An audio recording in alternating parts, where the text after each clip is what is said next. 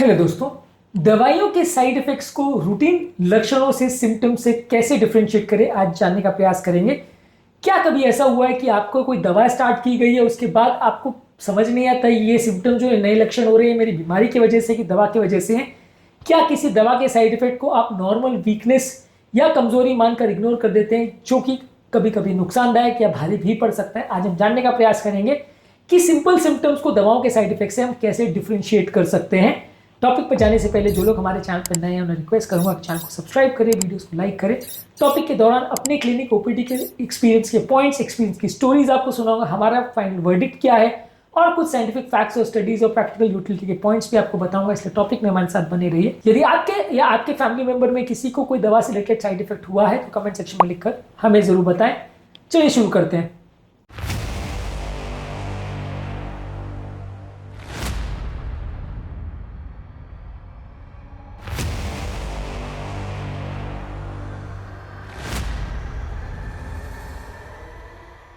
सबसे पहले अगर कोई दवा को चालू करने के तुरंत बाद आपको लक्षण हो रहा है तो दवा से रिलेटेड होने का चांस ज्यादा है। टाइमिंग बहुत इंपॉर्टेंट है। यदि दवा से रिलेटेड साइड इफेक्ट होता है तो ज्यादातर दवा को चालू करने के कुछ दिनों के अंदर उसके होने के सबसे ज्यादा चांसेस रहते हैं। ये वैसे ही है कि जब आपने आग लगाई उसके ही तुरंत बाद फायर अलार्म के जलने का चांस सबसे ज्यादा होता है। जो भी आपके पहले के सीक्वेंस है उससे ट्रेस करिए कि क्या आपने नया किया जिससे वो साइड इफेक्ट पैदा हुआ। रिसेंटली 42 पेशेंट हमारे पास आए थे जिनको मेटफॉर्मिन हमने स्टार्ट किया था, उसके बाद उनको तुरंत ही नोजिया और ब्लोटिंग का सेंसेशन चालू हुआ, जो कि पहले कभी नहीं हो रहा था। तो हमें समझ में आया कि शायद ये दवा से रिलेटेड हो सकता है। दवा को बंद करने के बाद सिम्टम्स चले गए। तो कौन सी दवा स्टार्ट करी, कौन सी दवा पहले के कंपेरिजन में भी चेंज की, उससे कोई साइड इफेक्ट अगर हो रहा है और दवा का चालू करने के तुरंत बाद हो रहा है तो आपको रिलेट कर सकते हैं। इसके अलावा ये सिम्टम पैटर्न अगर अनयूजुअल है या कोई नया है ये जानने का प्रयास करिए। आपका सिम्टम जो पहले आपको लक्षण होते थे उससे अनरिलेटेड अगर कुछ नया हो रहा है तो फिर वो दवा से रिलेटेड होने का चांस ज्यादा है। रिसेंटली हमारे पास एक पेशेंट आई थी जिनको बीपी के लिए हमने एम्लोडिपिन स्टार्ट किया था। बहुत कॉमनली इस दवा के साथ लोगों को पाँव में सूजन होती है। ये पेशेंट भी पाँव के सूजन का प्रॉब्लम लेके आई थी, लेकिन उनको ऐसा लगा कि वो आर्थराइटिस से रिलेटेड है, जिसकी वजह से वो पहले हड्डी के डॉक्टर के पास गई थी। बाद में पता चला कि ये दवा से रिलेटेड प्रॉब्लम है। ये सारी चीज़ों के बारे में अगर आप पहले से अगर आपको पता रहेगा और अगर पहले से थोड़ी दवाओं के बारे में आपको एजुकेशन रहेगी तो ये सब चीज़ों को डिटेक्ट करना थोड़ा इजी हो जाता है। 2012 में British journal of clinical pharmacology में एक आर्टिकल पब्लिश हुआ था जिसमें बताया गया था कि लगभग 10% पेशेंट को जिनको एम्लोडिपिन स्टार्ट किया था उनको पाँव में सूजन का प्रॉब्लम होता है बिना लीवर का और किडनी के प्रॉब्लम के। तो कई बार अगर कोई नया पैटर्न का प्रॉब्लम आपको आ रहा है, भले उससे रिलेटेड ना भी हो तो भी उसको समझने का प्रयास करिए और एटलीस्ट डॉक्टर के साथ डिस्कस करिए अपने हर नए सिम्टम को या नई प्रॉब्लम को। इसके अलावा अगर कोई आपका दवा बंद करने से लक्षण चला जाता है या सिम्टम चला जाता है तो ये स्ट्रांगली सपोर्ट करता है कि वो प्रॉब्लम दवा की वजह से है। ये वैसे ही है जैसे कि अगर कोई एप्लीकेशन नॉइज कर रहा है और आप उसको बंद कर देते हो, नॉइज चली जाती है तो डेफिनेटली वो एविडेंस हो जाता है कि आवाज़ उसी से आ रही थी। तो ये एक इंपॉर्टेंट फैक्ट है कि दवा को बंद करके आप देखिए, यदि आपको दवा बंद करने से बेटर लगता है तो वो एक इंपॉर्टेंट और कंफर्मेटरी साइन होता है कि आपको ये सिम्टम दवा की वजह से हो रहा था। जर्नल ऑफ क्लिनिकल साइकेट्री में 2000 में एक आर्टिकल पब्लिश हुआ था जिसमें बताया गया था कि मूड सिम्टम्स और कई साइकोलॉजिकल प्रॉब्लम 75% केसेस में 2 हफ्ते के अंदर इंप्रूव हो जाते हैं दवा को बंद करते ही। तो अगर आपको कोई भी नया प्रॉब्लम, इवन अगर मूड डिसऑर्डर भी हो रहा है तो भी दवा को बंद करके देखिए, अगर वो जल्दी ठीक हो जाता है तो वो दवा से रिलेटेड होने का चांस ज़्यादा है। इसके अलावा अगर दवा आप रीचैलेंज करते हो और फिर से आ जाता है तो ये भी काफ़ी स्ट्रॉन्ग एविडेंस है कि मान लीजिए दवा से आपको कोई सर दर्द हो रहा है, आपने दवा बंद की, सर दर्द चला गया, फिर से दवा स्टार्ट करी, फिर से सर दर्द हो गया, तो ये और ज़्यादा स्ट्रॉन्ग एविडेंस होता है कि आपको वो दवा से रिलेटेड ही प्रॉब्लम हो रही है।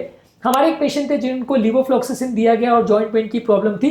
जब इनको रिकवरी हो गई उसके बाद थोड़े दिन के बाद जब उनको फिर से लीवोफ्लॉक्सासिन दिया, फिर से उनको जॉइंट पेन हो गया। तो ये डेफिनेटली एविडेंस था कि उनको बार बार इस दवा से साइड इफेक्ट हो रहा है। तो ये आर्थराइटिस या पेन जो था उनको बीमारी की वजह से नहीं, दवा की वजह से था। ये इस बात का और ज़्यादा एविडेंस हो गया जब रीस्टार्ट उनको किया फिर से पेन प्रॉब्लम हुआ। इसके अलावा भी कोई नया सिम्टम आपको हो रहा है जिसका कोई और एक्सप्लेनेशन नहीं है तो भी वो दवा से रिलेटेड होने का चांस ज़्यादा है। रिसेंटली एक फीमेल हमारे पास आई थी जिनको हमने डिप्रेशन के लिए SSRI दवा चालू की थी। उसके बाद उनको गले में, जबड़े में दर्द और बार बार जमाई आने का प्रॉब्लम हुआ था। पहले की कोई एंग्जाइटी की हिस्ट्री नहीं थी। जब हमने इवैल्यूएट किया तो पता चला कि दवा से रिलेटेड साइड इफेक्ट था। ये काफ़ी कॉमन है, साइकोफार्माकोलॉजिकल जर्नल में पब्लिश हुआ था 2003 में, जहाँ बताया था कि कई लोग को जमाई आने का प्रॉब्लम ये SSRI के साथ, पेरोक्सिटिन के साथ 12% लोगों में देखने को मिलता है। तो कई लोग को इस तरह का अगर सिम्टम देखने को मिल रहा है, कोई भी नया लक्षण, तो जिसका कोई और एक्सप्लेनेशन नहीं है, तो डेफिनेटली वो दवा से रिलेटेड होने का चांस है। इसके अलावा अगर आपकी दवा का डोज बढ़ाने से साइड इफेक्ट बढ़ रहा है, जैसे किसी दवा से सर दर्द हो रहा है और डोज बढ़ाते जा रहे तो सर दर्द बढ़ते जा रहा है, या लूज मोशन की प्रॉब्लम है, डोज बढ़ाने से लूज मोशन बढ़ रहा है और बंद करने से ठीक हो जा रहा है, तो ये एक स्ट्रॉन्ग एविडेंस होगा कि आपको दवा की वजह से साइड इफेक्ट हो रहा है। बीपी की दवाओं में भी अक्सर होता है कि पेशेंट को अगर आपने दवाई दी हो, पेशेंट को कमजोरी सुस्ती हो रही है, डोज बढ़ा रहे तो कमजोरी सुस्ती बढ़ गई, बंद किया तो ठीक हो गया, तो डेफिनेटली ये दवा से रिलेटेड होने का चांस ज़्यादा है। यूरोपियन हार्ट जर्नल में एक आर्टिकल पब्लिश हुआ था कि ब्लड प्रेशर के लिए कई दी जाने वाली दवा, खासकर बीटा ब्लॉकर से डोज डिपेंडेंट फटीग हो सकता है, जैसे यानी कि डोज बढ़ाते जाओ प्रॉब्लम बढ़ते जाएगी। इसके अलावा अगर आप जिस पर्टिकुलर दवा के बारे में आप अगर ले रहे हो उसका कोई स्पेसिफिक साइड इफेक्ट के बारे में आपको पता है, तो आपको डिटेक्ट करना ज़्यादा इजी रहेगा। जैसे मान लीजिए आपको पता है कि स्टैटिन दवा लेने से मसल पेन होता है, तो आपको अगर ये पता है, जानकारी आपके पास अवेलेबल है, तो ये भी काफ़ी मदद करती है। इसलिए जो भी दवा आपको चल रही है उसके बारे में पहले से जान लेना या उसके बारे में थोड़ा पढ़ लेना आवश्यक है, डॉक्टर से पूछ लेना आवश्यक है, तब आप उस बीमारी को या प्रॉब्लम को, साइड इफेक्ट को जल्दी डिटेक्ट कर सकते हो। रिसेंटली हमारे पास एक पेशेंट आई थी जो खांसी का जिनको प्रॉब्लम था, जिसको हमने बीपी की मेडिसिन, हार्ट फेलियर के लिए मेडिसिन नेलाप्रिल दी थी, उनको कंटिन्यूसली खांसी का प्रॉब्लम आता है, जिसके लिए वो डॉक्टर के पास जा रही थी, कॉफ सिरप ले रही थी।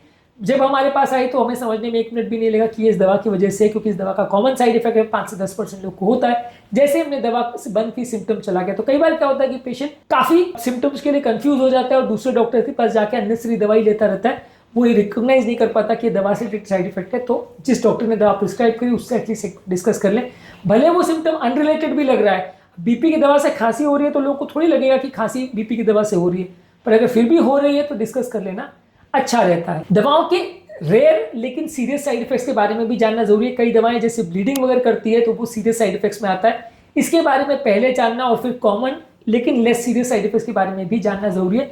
तो जो भी दवाई आपको प्रिस्क्राइब की जा रही है उसके बारे में थोड़ा सा जान ले तो अच्छा है। काफ़ी कॉमनली होता है कि लोग दवाई को अपने उम्र के साथ, अपनी कमजोरी के साथ, अपनी बीमारी के साथ कोरिलेट करने लगते हैं, जिसकी वजह से वो डॉक्टर के पास नहीं जाते। आपको समझने की जरूरत है कि अगर कोई प्रॉब्लम आपको लग रही है तो डिस्कस कर लेने में बुराई नहीं है डॉक्टर के साथ। कई बार बहुत छोटी मोटी चीज़ें भी उसको रीअसेस करता है और दवा के साइड इफेक्ट के हिसाब से दवा को चेंज करता है, तो कई बार आपकी छोटी या बड़ी प्रॉब्लम भी चली जाती है। कई बार लोगों को कॉन्स्टिपेशन होना, पाँव में सूजन होना, चक्कर आना, कमजोरी आना, खांसी आना, क्रैम्प्स का एहसास होना, पेशाब ज़्यादा आना, ये सारे दवाओं के कॉमन साइड इफेक्ट्स हैं। इनके बारे में अगर आपको किसी भी दवा के साथ प्रॉब्लम्स हो रही है तो डेफिनेटली डॉक्टर के साथ पूछना जरूरी है। कई बार ये सिम्टम्स बहुत ज़्यादा अनयूजुअल या नॉन स्पेसिफिक होते हैं, जैसे चक्कर आना, रैशेज आना, पेट में अबनॉर्मल मूवमेंट्स होना, पर अगर ये दवा लेने के बाद हो रहे हैं तो डेफिनेटली इनका लिंक एक बार डॉक्टर के साथ डिस्कस करना जरूरी है। दवा को बंद करके देखना और रीस्टार्ट करके देखना सबसे इंपॉर्टेंट टेस्ट है, जिससे कि आप पता कर सकते हो कि वो दवा से रिलेटेड है या नहीं। दूसरे कॉजेज को भी इवैल्यूएट कर लेना चाहिए कि बाई चांस अगर खांसी हो रही तो और कोई कारण तो नहीं, वाकई में कोई वायरल फीवर तो नहीं हो गया, ये भी एक बार देख लेना ज़्यादा ज़रूरी है। इससे भी आपको आइडिया मिल जाएगा कि दवा रिलेटेड प्रॉब्लम हो रही है कि नहीं। एक और चीज़ है कि जब कभी भी आप दवा उम्र दराज पेशेंट, किडनी और लिवर के प्रॉब्लम या जिनको जेनेटिक प्रॉब्लम है उनको देते हैं तो साइड इफेक्ट्स होने का चांस ज़्यादा रहता है, तो ऐसे लोगों में आपको ज़्यादा सतर्कता रखनी चाहिए। क्या आपके परिवार में किसी को drug related side effect recently हुआ था? कमेंट सेक्शन में लिखकर हमें बताएं। अगर आपको इस तरह का कोई भी प्रॉब्लम है या किसी पर्टिकुलर दवा से प्रॉब्लम है तो ज़रूर हमें कमेंट सेक्शन में लिख के बताएं, ये बाकी लोगों के लिए भी उपयोगी हो सकता है।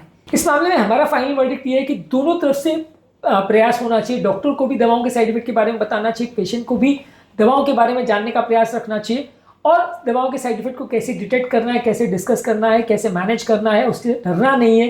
ये सारी चीज़ों के बारे में अगर प्रॉपर डिस्कशन हो जाए, सिर्फ ब्लेम गेम ना हो, तो दोनों के लिए सबसे बेस्ट रहता है। अगर कोई लक्षण किसी दवा को चालू करने के पहले 1 हफ्ते के अंदर हो रहा है तो दवा से रिलेटेड होने का चांस सबसे ज़्यादा रहता है। ऐसा अगर कोई भी लक्षण हो रहा है तो डेफिनेटली अपने डॉक्टर के साथ डिस्कस करना जरूरी है। तो अगली बार कोई दवा लेने के बाद आपकी बॉडी अगर स्ट्रेंजली बिहेव करे तो ये मत समझिए कि आपकी बीमारी बिगड़ गई है, ये समझिए कि दवा से रिलेटेड भी हो सकता है। इसको जरूर अपने डॉक्टर के साथ डिस्कस करिए। ड्रग रिलेटेड साइड इफेक्ट्स कई बार रूटीन सिम्टम्स के जैसे भी दिख सकते हैं, इनको समझने का प्रयास करिए, डॉक्टर के साथ डिस्कस करिए, बीमारी और दवा दोनों के बारे में जानने का प्रयास करिए, तभी आप अपने आप को और अपने फ्रेंड्स और फैमिली को दवाओं के साइड इफेक्ट से बचा सकेंगे।